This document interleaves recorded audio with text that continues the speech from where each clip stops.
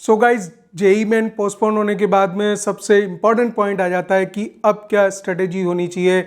JEE main 2021 अप्रैल की ही बात कर रहे हैं, मई वाले अटेम्प्ट को तो आप अभी भूल ही जाइए।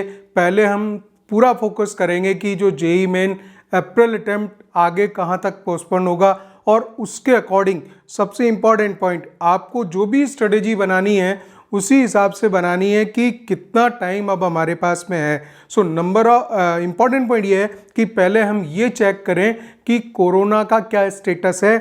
और जैसा मैंने पिछले वीडियो में मैं आपको बताया था कि 4 महीने से ऊपर गाइस, 4 महीने से ऊपर। सो जब नंबर 1 पॉइंट जो चीज़ आती है कि what can be the expected date, because आप जो भी अपनी स्ट्रेटेजी तैयार करेंगे वो आपके पास में अवेलेबल टाइम है, उसके अकॉर्डिंग ही करोगे आप, ठीक है ना। सो एक्सपेक्टेड टाइम मैंने आपको बताया कि अगस्त में होगा, लेकिन आप ये बिल्कुल पक्का कर लीजिए, ये मैं गारंटेड इस वीडियो में आपको बोल रहा हूँ कि 4 महीने से ऊपर टाइम लगने वाला है।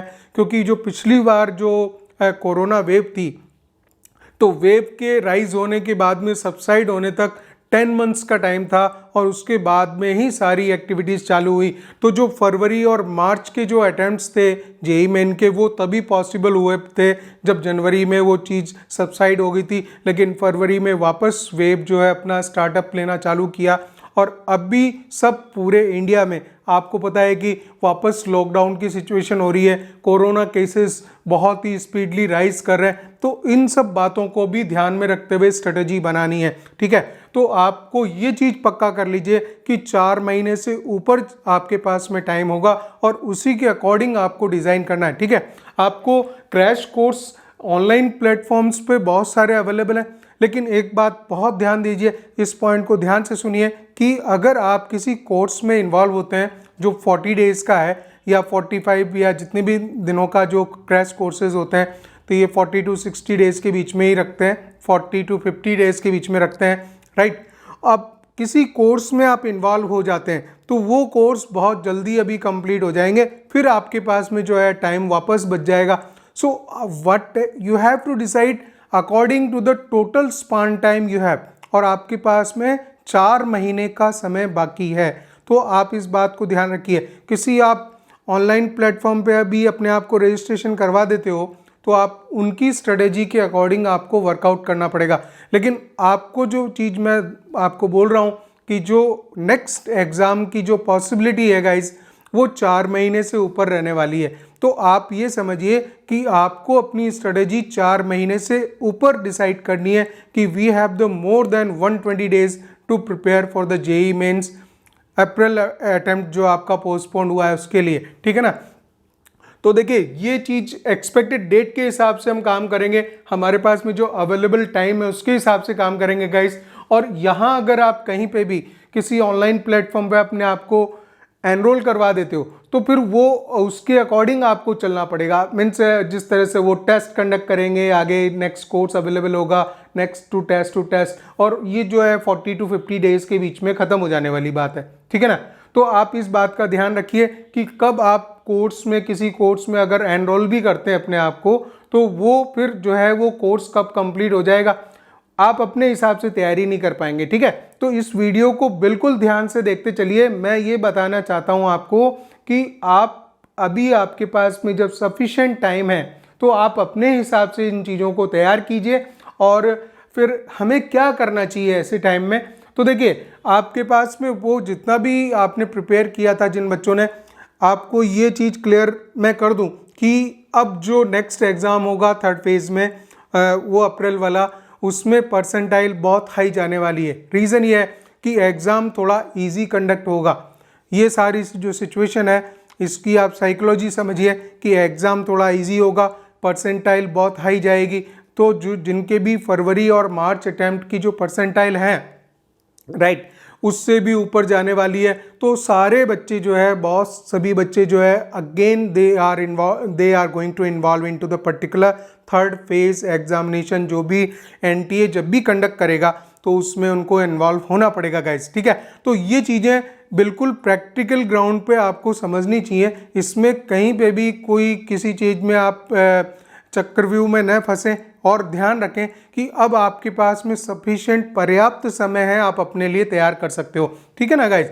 तो क्या करना है, व्हाट टू डू मीन्स, आप जितने भी चैप्टर्स आपके रिमेनिंग चैप्टर्स हैं वो आप बिल्कुल ईजी वे में अच्छी तरह से तैयार कर सकते हैं। You can go easy way and you have the sufficient time. मैं आपको बोल रहा हूँ कि आपके पास में प्रॉपर टाइम है।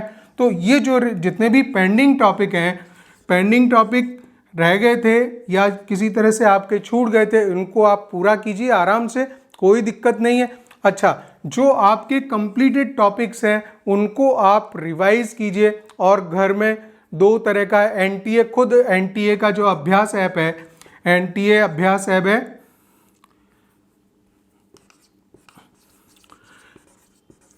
एनटीए का जो अभ्यास ऐप है वहाँ से आप एक एग्ज़ाम वो कंटिन्यू दीजिए।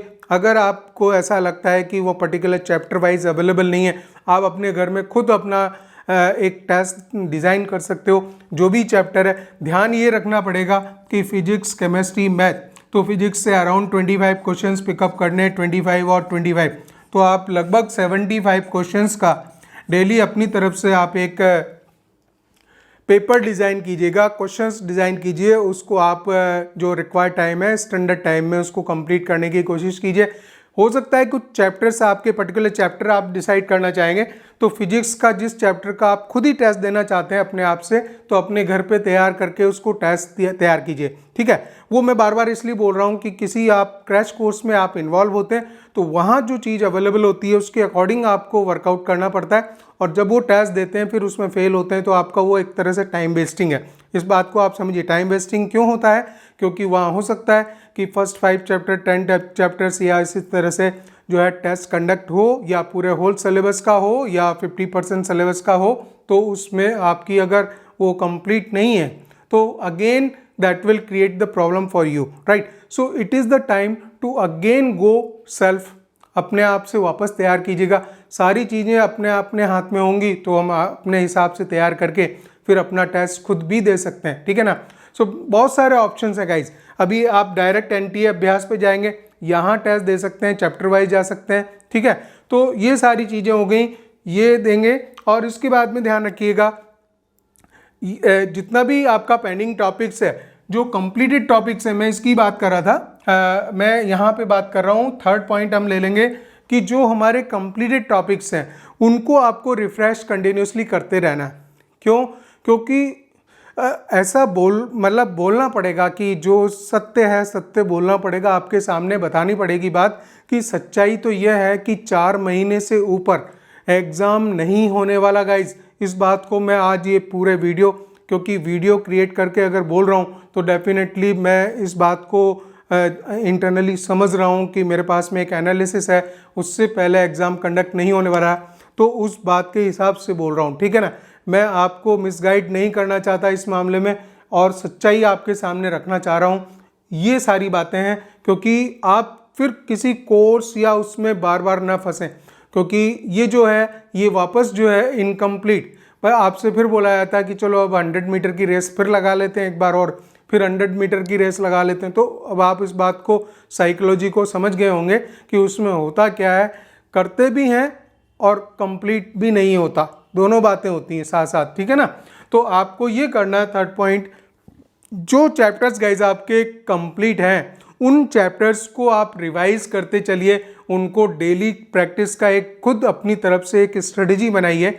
और हर बच्चे को मेरा कहना ये है कि हम जो टीचर्स हैं ऑनलाइन, जितना भी अभी जैसे यूट्यूब पे मैं वो आपसे बता रहा हूँ, लेकिन इंडिविजुअली मेरी बात ध्यान से सुनिएगा, इंडिविजुअली हर बच्चे को अपनी अपनी स्ट्रेटजी खुद बनानी चाहिए। उसको ये पता होता है कि मेरी क्या कमियां हैं। कोई एक बहुत आपको आपके फ्रेंड सर्कल में एक इंटेलिजेंट स्टूडेंट है जो ठीक है पढ़ने में अच्छा है, आप उसकी स्ट्रेटजी को कॉपी ना करें। कोई टीचर, मैं हूँ मान लीजिए आपसे कुछ सजेस्ट कर रहा हूँ, मेरी जितने भी बताए हुए पॉइंट्स हैं उनको आप मत कॉपी कीजिए, ठीक है, या किसी के भी मत कीजिए।